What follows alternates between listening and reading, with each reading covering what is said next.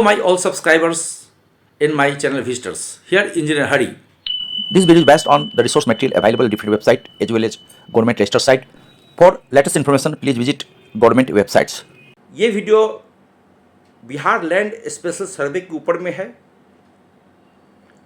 और इसमें हम एक लाइव प्रोग्राम देखेंगे केवाला के साथ, दाखिल खारिज के साथ, हार्ड कॉपी के साथ।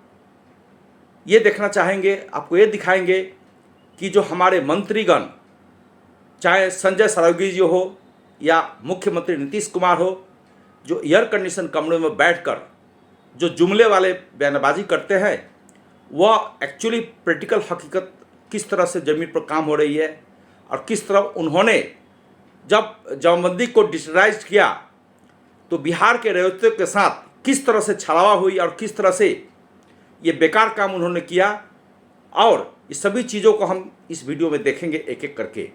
यदि आप बिहार जमीन सर्वे के बारे में जानकारी प्राप्त करना चाहते हैं तो मेरे चैनल को सब्सक्राइब कर लीजिए, कुछ लाइक्स एंड कमेंट्स दीजिए ताकि आने वाला सभी वीडियो आपको टाइम पे मिलते रहे। कुछ रह जाए तो कमेंट कीजिए ताकि हम अगले वीडियो में इसको इंक्लूड कर सके। तो जैसे हाल ही में मीडिया में खबर आई है कि ज़मीन मालिकों को दी खुशखबरी, सबसे बड़ी परेशानी का निकाल लिया हल, अब टेंशन ख़त्म। तो इस तरह के जो फरमान है, फरमान आपको मीडिया में, पेपर में या यूट्यूब चैनल हो, गूगल न्यूज़ में हो, इस तरह के आते रहते हैं कि बिहार वासियों के लिए टेंशन ख़त्म और सारा चीज़ों का हल निकाल लिया गया है।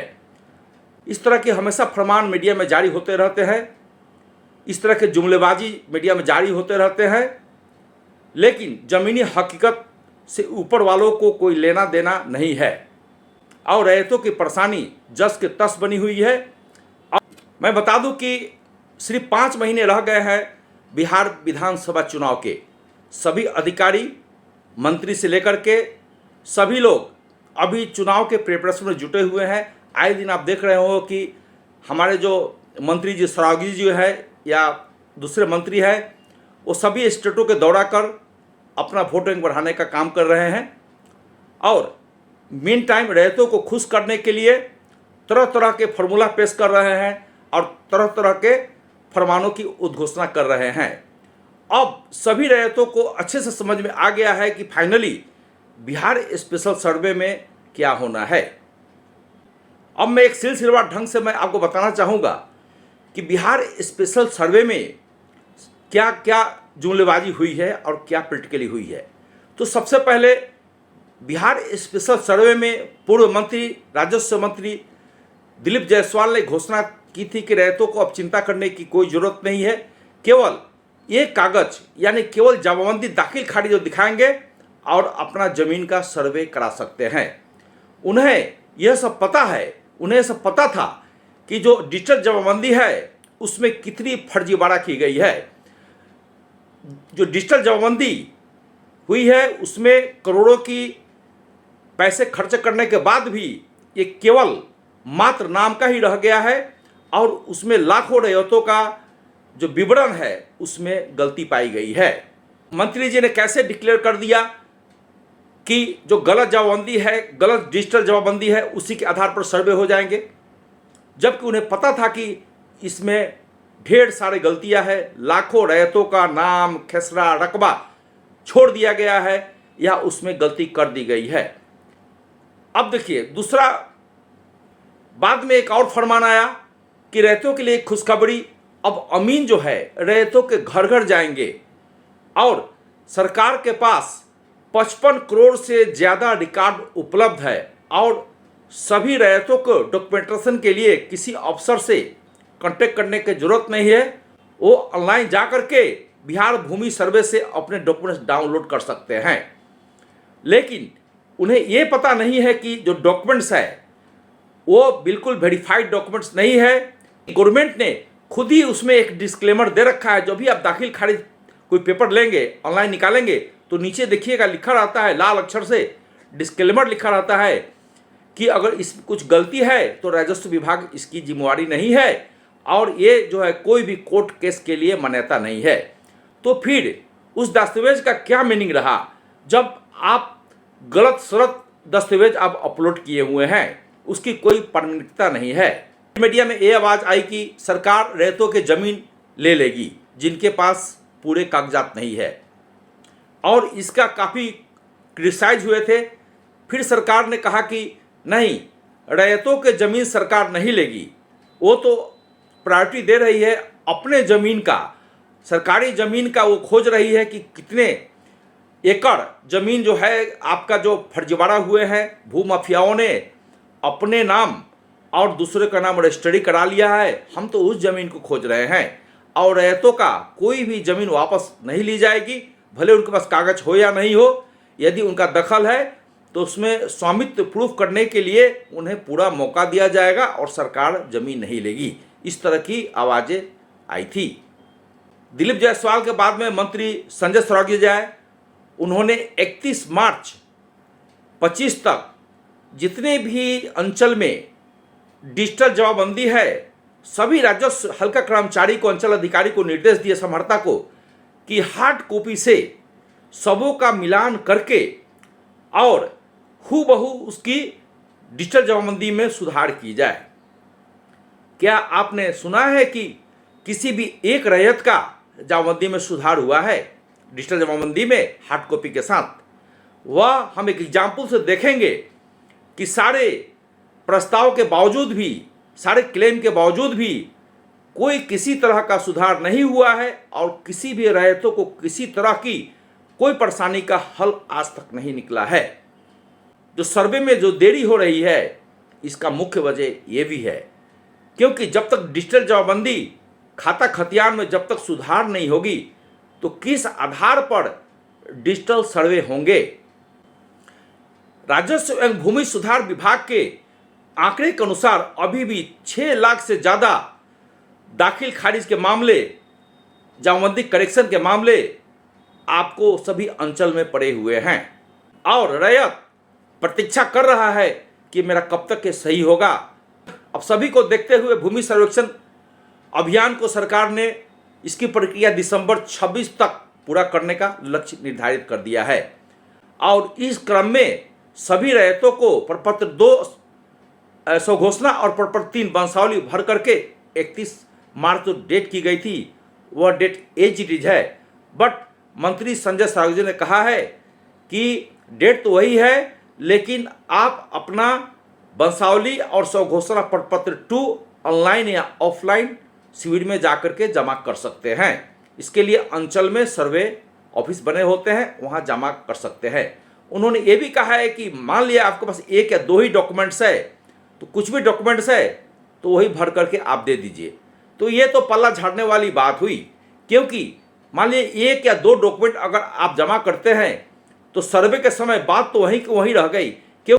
तो उससे जो स्वामित्व है उसकी वेरिफिकेशन सर्वे अमीन, सर्वे कर्मचारी नहीं कर पाएंगे और जमीन जो है जस के तस ऑब्जेक्शन में पड़ा हुआ रह जाएगा। राजस्व विभाग के लाख आश्वासन के बावजूद जो है जमाबंदी में करेक्शन अभी जस का तस है, कुछ भी काम आगे नहीं बढ़ रहा है। अभी मैं बता दूं कि सरकार ने कहा है कि कुछ भी गलती है तो परिमार्जन प्लस में जा कर के आप सारी चीज़ों का करेक्शन आप आसानी से करा सकते हैं, बट ये बिल्कुल झूठी बात है।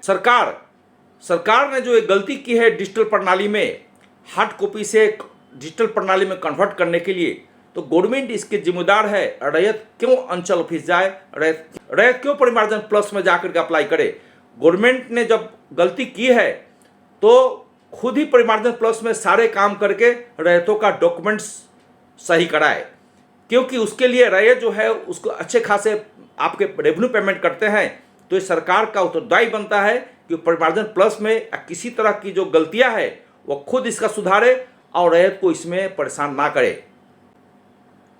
विभागीय सूत्रों को माने तो मात्र अभी 60% लोगों ने ही अपनी जो स्वघोषणा वंशावली है वो जमा दिए हैं और इतने बड़े तादाद में लोग जमा नहीं कर पाए हैं। इसके वजह मूल कारण यही है कि उन्हें कोई डॉक्यूमेंट्स ढंग का नहीं मिल रहा है और जो इतना पेचीदा बना रखे हैं गवर्नमेंट, उसका खमियाजा 40% लोग इसीलिए जमा नहीं कर पाए क्योंकि एक तो जागरूकता की कमी है और दूसरा है कि वो दौड़ते दौड़ते परेशान हो जाते हैं, बट उनके डॉक्यूमेंट्स नहीं मिलते हैं, उनके डॉक्यूमेंट करेक्ट डॉक्यूमेंट नहीं हो पाते हैं। अब आप एक एग्जाम्पल में देखिए कि किस तरह से गलतियां सरकार ने की है, जिसका खमियाजा सभी रैयतों को भुगतना पड़ रहा है। आप भी अपने डॉक्यूमेंट्स को मिला के देखिए और कमेंट में बताइए कि क्या आपकी जाबंदी और जो आपकी दाखिल खारिज चीज़ें जो सभी सही है, सभी आपकी खाता खेसरा वगैरह सब करेक्ट है। आप कमेंट में बताइए। एक प्रैक्टिकल एग्जाम्पल से समझिए कि किस तरह से जो हार्ड कॉपी से डिजिटल जमाबंदी में हुए उसमें किस तरह से धोखाधड़ी और धांधली हुई है। अब देखिए, दो भाइयों का जो इसमें बंटवारा हुआ है ये 2017 की है, जिसमें डिजिटल जमाबंदी चालू नहीं हुआ था। डिजिटल प्रणाली में जो हार्ड कॉपी से रजिस्टर 2 से जो हल्का कर्मचारी के पास रहता है उससे जो डिजिटाइल किया गया है उसमें कितनी भारी गलतियां हुई है और किस तरह से ये काम को उन्होंने फर्जीवाड़ा किया है या काम को ढंग से नहीं किया है और सरकार इस पर कोई कानूनी कार्रवाई आज तक नहीं की है। अब देखिए, दो भाइयों के बीच में 2017 में बंटवारा हुआ। तो 2017 उस समय डिजिटल का काम हो रहा था, बट पूर्ण रूप से सभी अंचलों में लागू नहीं हुआ था, इसीलिए वो हार्ड कॉपी में ही मैनुअल ही दाखिल खारिज हुआ करता था। अब देखिए, इसमें टोटल आप पाएंगे कि इसमें 10 खेसरा है। दोनों भाइयों को 10-10 प्लॉट मिले जिसका अलग अलग नंबर है। भाइयों की 6 खाता और 10 प्लॉट दोनों भाइयों को बराबर बराबर मिले। अब देखिए, जब इस चीज़ को रजिस्टर 2 में दर्ज किया गया मैनुअली और वहाँ से जब डिजिटलाइज किया गया तो देखिए किस तरह से किया गया। आप खुद ही देख पाएंगे कि किस तरह से फर्जीवाड़ा या किस तरह से गलतियाँ डिजिटल प्रणाली में हुई है। और जो सरकार जो कहती है कि हमने बहुत जल्दी तेज़ी सुधार कर रहे हैं, सारे काम को सही ढंग से कर रहे हैं, ये आज तक कुछ भी नहीं हुआ है धरातल पर। आप पाएंगे कि जहाँ चीज़ें थी वहीं को वहीं जस का तस है। अब देखिए, उसी हार्ड कॉपी को जब डिजिटल जमाबंदी में किया तो आपने देखा कि वहाँ 6 खाता और 10 प्लॉट है। यहाँ पर उसने कितने दर्ज किया? 1 2 3 4 5 खाता और प्लॉट कितने? 1 2 3 4 5। तो उन्होंने 5 खाता और 5 प्लॉट ही दर्ज किए और 5 प्लॉट को उसने गायब कर दिया। अब देखिए, प्रैक्टिकल देखिए, अब 2575 जो खेसरा है इसमें इन्होंने 47 डेसिमल ज़मीन को दर्ज किया है। इसकी वेरिफिकेशन जब सर्वे में आप देंगे, जमा कहीं पेपर देंगे या रजिस्ट्री के लिए व किसी काम के लिए हो, तो वो तो देखेंगे कि 5 प्लॉट आपका इंटर है ही नहीं। और उसके बाद ऑब्जेक्शन होगी कि 2575 में 47 जो डेसिमल ज़मीन है वो कहाँ से आई। आप देखिए 2575 प्लॉट में कितनी एरिया है, आप प्रैक्टिकली देखिए, क्योंकि उन्होंने किस तरह से 47 लिख दिया है। अब देखिए, इसमें है आपका 7 कट्ठा, यह है 2575 प्लॉट नंबर। वहाँ कितने आपने पाया? 47 डेसिमल जो उन्होंने डिजिटल जमाबंदी में किया है। अब 7 कट्ठा में कितना हुआ?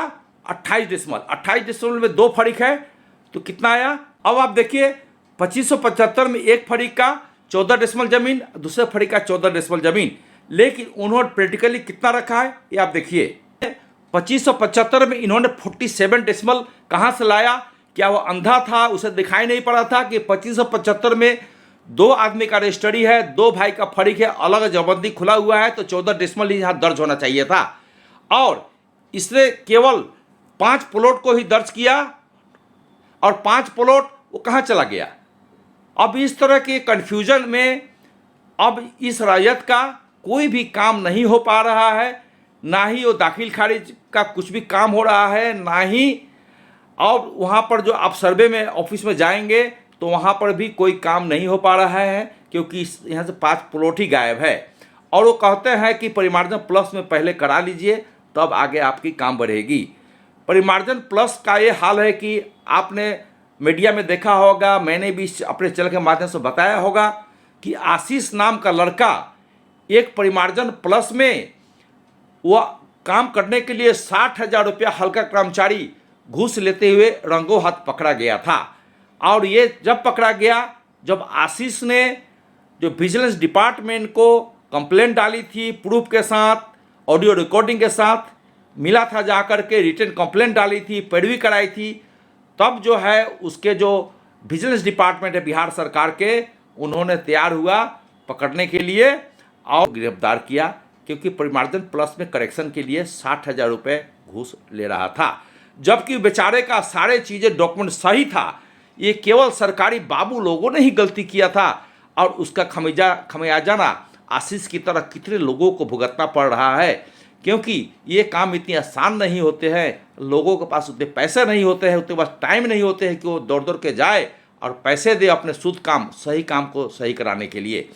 इस तरह से भ्रष्टाचार के अंतर्गत, करप्शन के अंतर्गत ये आगे क्या काम बढ़ पाएगा, श्री भगवान ही इसका बता पाएंगे। श्री भगवान और रैयतों का जो परेशानी है, सरकार इसकी हल जल्द से जल्द क्यों नहीं निकाल रही है? केवल कमरे में बैठ करके या जन समूह के पास बैठ करके हमने ये काम कर दिया, हमने वो काम कर दिया, हमने ये तीव्रगति चल रही है, केवल जुमलाबाजी करने से कुछ नहीं होने जा रही है। प्रैक्टिकली आप देखिए, बैठ करके जा करके अंचल ऑफिस में, चाहे मंत्री हो, चाहे आपके राजस्व विभाग के बड़े अधिकारी हो, वहाँ बैठिए जा करके पंचायत में और देखिए, एक एक जमाबंदी खोल के देखिए। आप 4-5 ही जमाबंदी देखेंगे तो इसका असर जो है बहुत अच्छा लॉन्ग रन में पड़ेगा। और कम से कम 5 रैयत का भी अगर सुधार आप कर देते हैं तो ये बहुत बड़ी बात होगी। इसी के साथ दूसरे वीडियो में फिर से मिलते हैं। Till then watch my other videos. ये चैनल में यदि पहले बार देख रहे हैं तो like and subscribe button please डालिए, कुछ कमेंट डालिए, ताकि आने वाला सभी वीडियो को टाइम पे मिलते रहे। Thank you. जय हिंद।